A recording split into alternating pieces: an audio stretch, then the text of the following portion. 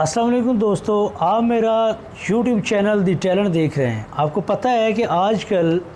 इस चैनल के ऊपर इंस्पेक्टर इनलैंड रेवेन्यू की प्रेपरेशन के सिलसिले में लेक्चर डिलीवर किए जा रहे हैं।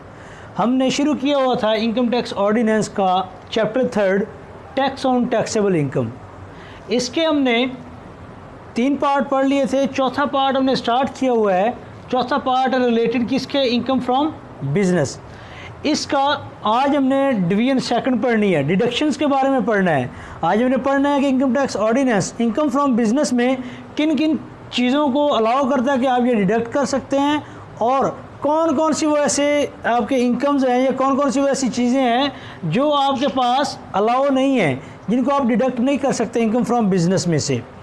तो सेक्शन 20 डील करता है किसके बारे में, डिडक्शंस अलाउड। उन चीज़ों के बारे में डील करेगा कि जो जो चीज़ें अलाउ हैं इस ऑर्डिनेंस के अंदर इनकम फ्रॉम बिजनेस में से। तो सेक्शन 20 का सब सेक्शन 1 इसके according deduction shall be allowed for any expenditure incurred for the purpose of business. सबसे पहले तो आपके पास जो भी आपके बिज़नेस के ऊपर कोई भी आप एक्सपेंडिचर जो इनकर्ड करते हैं, कोई भी आप जो पैसा खर्च करते हैं, वो आपको अलाउ है कि आप अपनी टोटल जो इनकम है उसमें से आप उसको डिडक्ट कर सकते हैं। फॉर एग्जांपल मैनेजमेंट एक्सपेंसेस हैं, फॉर एग्जांपल इसके अलावा आपके मैन्युफैक्चरिंग एक्सपेंसेस हैं। इन चीज़ों को आप अपनी पूरी जो आपको इनकम आपको रिसीव होती है आफ्टर 1 ईयर या 1 साल के अंदर, आप उसमें से इसको डिडक्ट कर सकते हैं ऑर्डिनेंस के तहत। फिर इसके बाद सेक्शन 20 का सब सेक्शन 1A इसके according where animals have been used and have died or become useless permanently a deduction shall be allowed equal to the difference between the actual cost and the amount realized in respect of the carcasses और animals. वो कहते हैं अगर आप अपने business के लिए animals use कर रहे हैं और वो एनिमल्स या तो मर जाएं या फिर यूजलेस हो जाएं, तो आपको इजाज़त है कि आप जो उन एनिमल्स की ओरिजिनल कॉस्ट और जब वो यूजलेस हो जाए या मर जाए उस वक्त अगर आपको कोई अमाउंट रियलाइज़ होती है,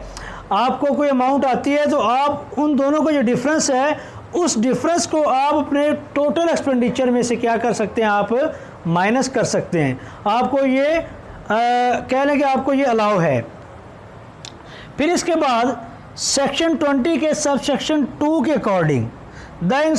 expenditure incurred in acquiring a depreciable asset or an intangible with the useful life of more than one year। वो कहता है कि अगर आपने कोई एक ऐसा एसेट खरीद लिया है जो कि डेप्रिशिएबल है, जो कि वक्त के साथ साथ उसकी कीमत जो है वो नीचे जाती है, या फिर आपने कोई ऐसी चीज़ जो है कोई ऐसा इंटेंजिबल जो आपने कोई एसेट खरीद लिया। फॉर एग्जांपल आपने कोई इंटेंजिबल एसेट से मुराद है आपने कोई सॉफ्टवेयर आपने परचेज कर लिया, कोई ट्रेडमार्क नंबर आपने परचेज कर लिया है, तो वो कहता है कि इनके ऊपर जो आपके एक्सपेंडिचर आते हैं वो एक्सपेंडिचर आप अपनी इनकम फ्रॉम बिजनेस में से क्या कर सकते हैं, आप उसको डिडक्ट कर सकते हैं। इसके बाद सेक्शन 20 के सब सेक्शन 3 के according where any expenditure is incurred by an amalgamated company on legal and financial advisory services. वो कहता है अगर आपकी कोई अमेलगमेटेड कंपनी है, यानी कि एक ऐसी कंपनी जिसमें बहुत सी प्रोडक्ट्स बन रही हों, ठीक है, और आपने उनको मैनेज करने के लिए आपने क्या किया हो, आपने कुछ लीगल एडवाइज़र रखे हों या फाइनेंशियल एडवाइज़र रखे हों, आप उनको जो पे कर रहे हैं वो पे या वो अमाउंट भी आप क्या कर सकते हैं, अपनी टोटल इनकम में से क्या कर सकते हैं, आप माइनस कर सकते हैं। ये आपको अलाउ है इनकम टैक्स ऑर्डिनेंस के सेक्शन 20 की सब सेक्शन 3 के मुताबिक। अब हम आगे बात करेंगे वो क्या ऐसी चीज़ें हैं जो आपको अलाउ नहीं है कि आप अपनी टोटल टैक्सेबल इनकम में से उनको डिडक्ट कर सकते हैं। सेक्शन 21 के अकॉर्डिंग इनकम टैक्स ऑर्डिनेंस के चैप्टर 3 के सेक्शन 21 के according deductions not allowed for, ये वो सारी चीज़ें हैं जो आपको अलाउ नहीं है कि आप अपनी टैक्सेबल इनकम में से उनको क्या कर सकते हैं, आप जो डिडक्ट कर सकते हैं। तो क्लास ए के अकॉर्डिंग सेक्शन 21 की क्लास ए के अकॉर्डिंग एनी सेस रेट और tax paid or payable by a person कहते हैं कि एनी सेस से मैं आपको यहाँ पे एक बात जो है ना वो क्लियर कर दूँ। सेस से मुराद कोई एक एक्सेसिव टैक्स होता है या कोई एक कह लें कि एक जो गवर्नमेंट किसी भी या कोई स्टेट किसी भी सूरत हाल से निपटने के लिए जो चार्ज लगा देती, जो लीवी लगा देती है, उसको हम सेस बोलते हैं। जैसे कि आजकल वापडा में ये नीलम जलम प्रोजेक्ट के नाम पर जो है ना हमसे टैक्स लिया जा रहा है, ठीक है ना, वो सेस में आता है। वो कहता है कि अगर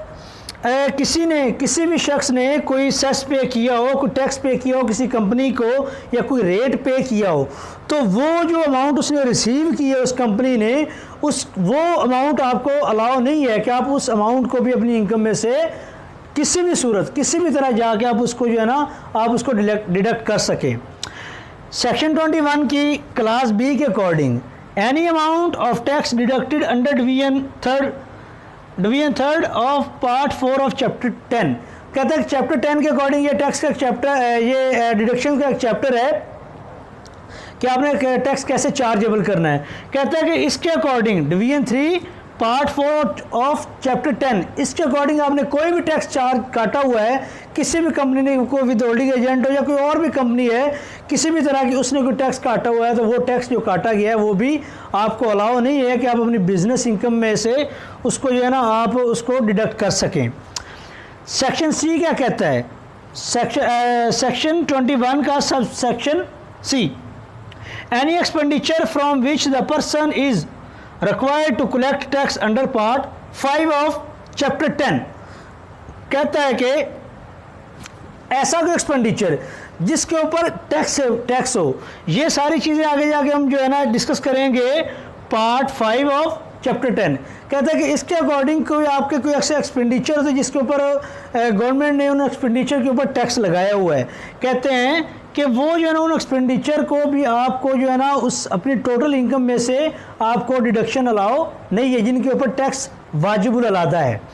फिर इसके बाद सेक्शन 20 का सब सेक्शन सी ए, इसका सी ए का नाम दिया है।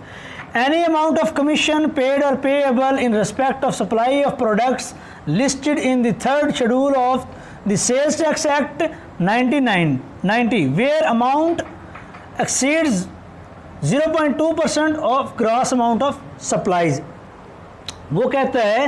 कि आपके पास ऐसी जो आपके पास सप्लाईज हैं जो आपके पास थर्ड शेड्यूल में फॉल करती हैं, सेल्स टैक्स एक्ट 1990 के थर्ड शेड्यूल में जो चीज़ें जो लिस्टेड है वहाँ पे, उनके ऊपर जो कोई बंदा कोई कमीशन काटता है या फिर कोई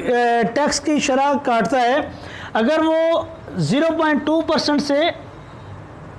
क्या नाम लेते हैं एक्सीड कर जाए, तो आपके क्या होगा भाई, वो भी आपके पास जो है ना वो अमाउंट जो है ना जो इस रेट से काटी गई वो भी आपको अलाउ नहीं है कि आप अपने अमाउंट में से उसको माइनस करें, डिडक्ट करें। इसी तरह से आगे सेक्शन 21 की क्लास डी, इसके अकॉर्डिंग एनी एंटरटेनमेंट एक्सपेंडिचर, कहता है कि आपकी कोई बिजनेस इनकम है और आपको अलाउ नहीं है कि आप उसमें से अपने एंटरटेनमेंट के एक्सपेंडिचर को आप क्या करें, उसमें से माइनस करें, उसमें से डिडक्ट करें, ये अलाउ नहीं है। फिर इसके बाद सेक्शन 21 की क्लास ई के according any contribution that is not recognised provident fund, approved pension fund, gratuity or superannuation fund. वो कहता है कि जो किसी भी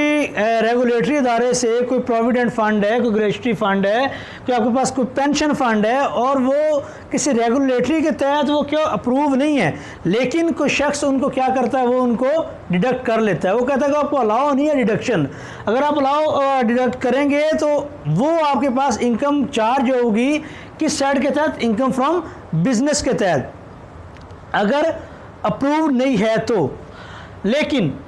सेक्शन एफ कहता है कि अगर यही चीज़ें अप्रूव्ड आ जाएं, यानी कि प्रोविडेंट फंड वगैरह अप्रूव्ड हो किसी रेगुलर अथॉरिटी से, तो फिर भी ये चार्जेबल टैक्स है, लेकिन इसके ऊपर हेड कौन सा लगेगा, इनकम फ्रॉम सैलरी वाला। अगर ये अप्रूव्ड हैं, यानी कि ग्रेचुटी फंड वगैरह आपके पास, जीपी फंड वगैरह ये अप्रूव हैं, तो उस सूरत में ये आपकी डील किस में होगी, इनकम फ्रॉम सैलरी वाले हेड में डील होगी, आप उस हिसाब से टैक्स चार्ज करेंगे इसके ऊपर। फिर इसके बाद सेक्शन 21 का कि क्लास जी क्या कहती है, इसके अकॉर्डिंग फाइन और penalty for the violation of any law rule और रेगुलेशन। कहता है कि अगर आपने कोई किसी भी आपने रूल या किसी भी लॉ को आपने क्या किया, उसको आपने वायोलेट किया है, ठीक है ना, तो उसके इवज़ में आपको अकॉर्डिंग टू सेक्शन 21 क्लास जी वो कहता है कि फाइन और penalty for the violation of any law rule और रेगुलेशन। वो कहता है कि आपने कोई फ़ाइन पे किया हो किसी भी वायोलेशन के बरक्स, किसी लॉ की वायोलेशन की हो, कोई रूल आपने तोड़ा या किसी रेगुलेशन के आप अगेंस्ट गए हो, और इस जो आपने वायोलेशन की इसके बरक्स आपको कोई पेनल्टी पड़ गई है, कोई फ़ाइन आपको पड़ गया है, तो आप क्या करेंगे भाई, वो जो आपके पास है वो जो अमाउंट होगी वो भी आपके पास डिडक्टेबल नहीं है, वो आपको अलाउ नहीं है कि आप अपनी इनकम में से उसको डिडक्ट करें। इसके बाद नेक्स्ट हमारे पास है सेक्शन 21 की क्लास आई के according, any amount carried to a reserve or capitalised. कहता है कि आपके पास कोई अमाउंट रिसीव्ड हुई है और उस अमाउंट के रिसीव होने के बाद आप उसमें से कुछ रिज़र्व रख लेते हैं या फिर उसको एक कैपिटल बना लेते हैं, तो वो कहता है भी आपको वो भी अलाउ नहीं है कि आप उसको डिडक्ट कर सकें, वो चार्जेबल टू टैक्स है। इसके बाद हमारा अगली जो क्लास है जे, सेक्शन 21 की क्लास जे के अकॉर्डिंग कहता है कि any profit on debt commission salary paid by an AOP to a member of an AOP. कहता है कि अगर कोई AOP association of person, AOP association of person किसी मेंबर को जो इस एसोसिएशन का मेंबर हो उसको पे करती है, कोई प्रॉफिट देती है, उसको कोई कमीशन देती है, उसको कोई सैलरी पे करती है, कहता है कि वो भी आपको अलाउ नहीं है कि वो आप अपनी बिजनेस इनकम में से उसको डिडक्ट कर सकें, वो भी चार्जेबल टू टैक्स है according to clause J section 21।